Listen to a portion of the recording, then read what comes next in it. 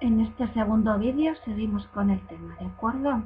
Vale, pues hay cambios en la sociedad, ¿vale? En esta época de entreguerras, que ya os digo que es entre la Primera y la Segunda Guerra Mundial. La sociedad se va modernizando, se consolida la sociedad de masas. ¿Qué quiere decir la sociedad de masas? Cada vez más y más gente tiene opciones económicas para mejorar su manera de vivir, de ir a hacer compras, de ir al cine, de ir al teatro, ¿vale? Cosas que para nosotras son y nosotros son muy habituales. Todo eso empezó en esta época, ¿vale? Sociedad de masas, gente, cada vez más gente tiene opción de tener una mejor vida, hacer más compras, por ejemplo. La situación de la mujer va mejorando, ¿de acuerdo? Y algo fundamental para nosotros hoy en día, bueno, pues que los medios de comunicación, que en aquella época, por supuestísimo, olvídate de teles, olvídate de internet, de wifi y todo esto, las radios, pues los periódicos tenían una mayor importancia, ¿de acuerdo? Tienen cada vez más gente, pues puede seguir la actualidad con ellos. Aquí tenéis en esta diapositiva un poco históricamente cómo ha ido la cronología del sufragio femenino, es decir, cómo se fue consiguiendo los años en los que se fue consiguiendo. Ya veis que en el 2015 todavía quedan cosas por hacer, ¿de acuerdo? Vale, fijaos en España, por ejemplo, en 1931, ¿vale? Con la Segunda República. Bueno, le echáis un vistazo, es interesante. ¿Qué más cosas pasan en esta época? Bueno, pues hemos dicho que la segunda revolución industrial avanza muchísimo, la ciencia, la nueva física, Einstein, Sigmund Freud, bueno, todo esto es de esta época, ¿de acuerdo? En el arte también hay maneras nuevas de entender el arte. Esto lo trataremos sobre todo en el cuando lleguéis a cuarto, ¿vale? En cuarto se habla del arte. Vale, y en esta época también entre guerras hablamos del crack del 29, las crisis económicas. Bueno, las crisis económicas, los años 20, en general decimos que les llamamos los felices años 20, porque económicamente en Europa, en Estados Unidos, se crecía, había optimismo, la gente empezaba a ir a los cines, a los teatros, el cine mudo, todo esto, ¿vale? El charleston, bueno, pues toda esta época se le llama los felices años 20, pero había una burbuja, no era real, porque en 1929, ¿vale? Explotó esa burbuja, la bolsa de Nueva York hizo crack y las acciones empezaron a caer tremendamente. Eso lo llamamos el viernes negro, ¿vale? Vale, las causas, bueno, pues se producía muchísimo, se producían las fábricas más de lo que se vendía. Había mucha dependencia de los créditos, pues era todo tan optimista, se vivía tan engañado, se compraba créditos pensando que lo ibas a devolver, pero en el momento que el crack, que la burbuja desaparece, todo esto, toda esa ilusión desaparece también, ¿vale? La gente especulaba muchísimo. ¿Qué significa especular? Pues que no es cierto, que no es real, el valor no era real. Se hacía una burbuja, se compraba por 3, se vendía por 5, por 8, por 9, pensabas que tenías mucho, pero no era dinero en mano, era una burbuja, ¿vale? Estas son una de las razones más importantes. Aquí tenéis las causas, ¿vale? Hay un desequilibrio, hay stocks porque desciende la demanda, la oferta sigue las fábricas produciendo, hay un desequilibrio. Se especula mucho, el valor de las cosas no es el real, hay inflación, los bancos también lo pasan mal, ¿vale? Y hay una dependencia económica con América tremenda, ¿vale? En el momento que América, con este crack, empieza a exigir que se le devuelva el dinero que ha prestado, esta crisis, como si fueran fichas de dominó, se va extendiendo por el mundo. ¿vale? Bueno, las consecuencias, pues os las podéis imaginar. Paro, empobrecimiento de la población. Los gobiernos, aunque sean capitalistas como Estados Unidos, tienen que intervenir, tienen que tomar decisiones para que la economía vaya poco a poco saliendo de esta crisis. Los extremismos políticos van tomando fuerza. ¿Por qué? Porque mucha gente va perdiendo la fe en estos sistemas liberales, porque piensan que no les han defendido, porque piensan que no son capaces de solucionar sus problemas, de tal manera que una parte muy importante de la población se, se decanta por el modelo soviético, porque ve que los trabajadores allí viven mejor, y otras pues con los nuevos sistemas fascistas que empiezan a generarse. Aquí tenéis un poco las consecuencias demográficamente, pues las migraciones se quedan paradas, evidentemente. Socialmente hay más paros, se rechaza el sistema capitalista porque se le acusa de que no ha sido capaz de hacer frente a esta crisis. Políticamente hay un desprestigio de la democracia. Los extremismos políticos, tanto el comunismo como el fascismo, van a tener aquí un caldo para crecer, ¿vale? Y económicamente, pues tanto la agricultura como la industria como el comercio van a tener problemas grandes. ¿Vale? Pues lo que hemos comentado, el fascismo tiene aquí su caldo, ¿vale? Cuando hablamos de fascismo, ¿qué queremos decir con esto? Bueno, pues que son sistemas de un partido único. Los demás partidos desaparecen, los prohíben, se niegan, será el único el de ellos.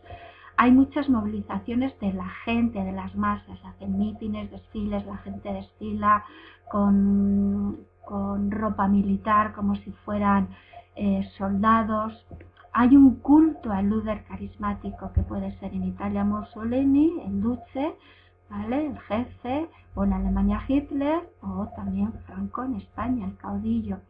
Respaldo de las clases medias. Las clases medias, cuando ven el crash del 29, ven cómo económicamente les va tan mal, pues de alguna manera piensan que estos tienen fortaleza suficiente como para protegerles y defenderles. Por eso tiene un gran respaldo de las clases medias. Los jóvenes de aquella época también. Y otra característica importante, la violencia, ¿vale? La guerra, el expansionismo territorial. Italia por África y Alemania pues en los terrenos circundantes, ¿de acuerdo? Hay un descontento de la población, lo que os estaba comentando antes. En Alemania sobre todo está muy dolida, los alemanes están muy dolidos por los anteriores tratados de paz, el tratado de Versalles, que le hace que económicamente se quede muy tocada, de tal manera que mucha gente en Alemania se ve identificada con un líder carismático con apariencia fuerte como podría ser Hitler. Vamos a verlo. Vale, en Italia, lo que hemos dicho, el Duce, ¿vale? Intentó de alguna manera su imagen compararla con el antiguo imperio romano. Fue la marcha sobre Roma en 1922 que presionó al rey de aquella época y al gobierno de aquella época, de tal manera que se convirtió de esta manera, de una manera violenta, consiguió el poder, ¿vale? Aquí tenéis en esta foto, pues todo eso que hemos comentado, todas las masas, todos aquellos mítines que se hacían, como entre ellos, bueno, pues tenían afinidad, evidentemente, y es el típico saludo fascista. Vale, en Alemania es un poquito distinta, es muy distinta. ¿Por qué? Porque aquí consigue el poder de una manera democrática.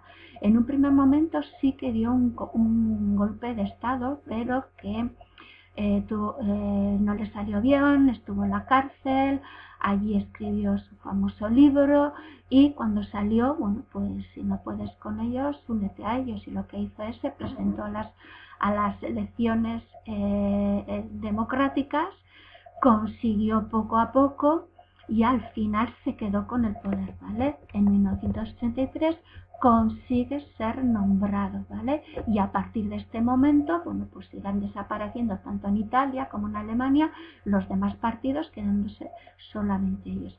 Diferencias entre el fascismo y el nazismo tienen la misma ideología, lo que pasa es que decimos nazismo es ya propio de Alemania y otra característica más potente será que son más racistas, sobre todo con los judíos.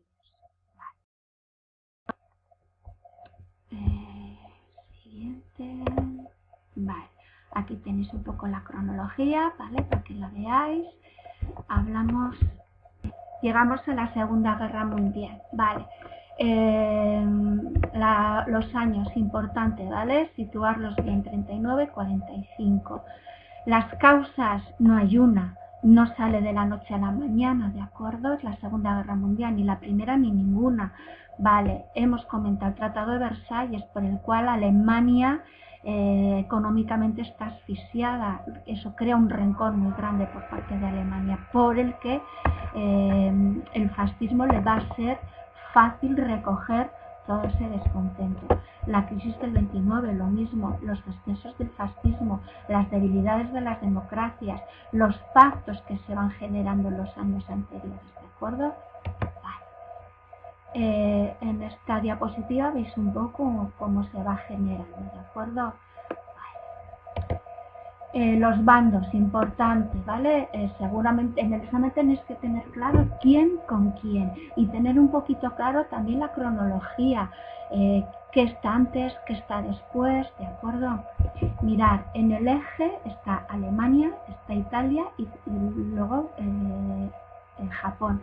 Entre los aliados, en un primer momento está Francia, está Inglaterra, está Rusia, ¿de acuerdo? La URSS, perdón, ahora es la URSS, acordaros, los bolcheviques, la URSS y posteriormente Estados Unidos. Vale, las fases de la Segunda Guerra Mundial, en un primer momento va a ser el eje, va a ser Alemania, Italia, Japón, los que se van teniendo el protagonismo, son ellos los que van ganando. Va a haber una fase de estabilizar, que los dos bandos van a estar muy a la par, pero va a ser en la ofensiva, va a ser cuando Estados Unidos ya se implica, cuando va a dar un vuelco la guerra, ¿de acuerdo? A partir de aquí, a partir de que Estados Unidos se involucra, cada vez se va viendo más cerca al final de la guerra. Aquí tenéis un mapa, ¿vale? Si hacéis clic en esto, tenéis un mapa interesante, ¿de acuerdo? Yo os animo a verlo, ¿vale? Los ejércitos italianos, los ejércitos alemanes van perdiendo y va a ser Estados Unidos cuando decide echar las bombas atómicas, cuando ya se da por acabada el conflicto.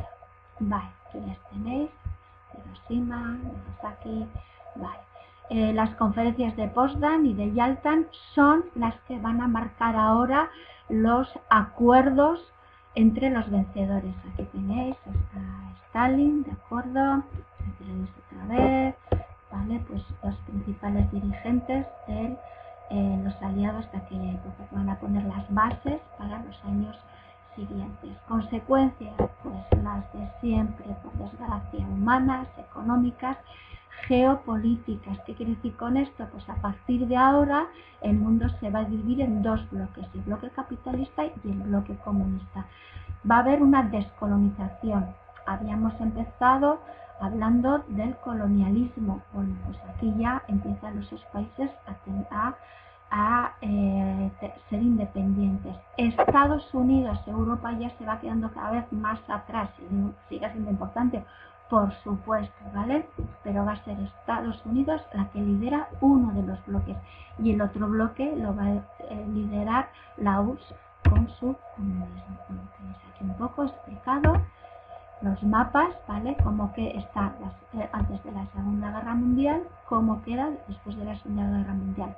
Esto lo vemos ya en tercero, pero fijaos, Alemania queda dividida.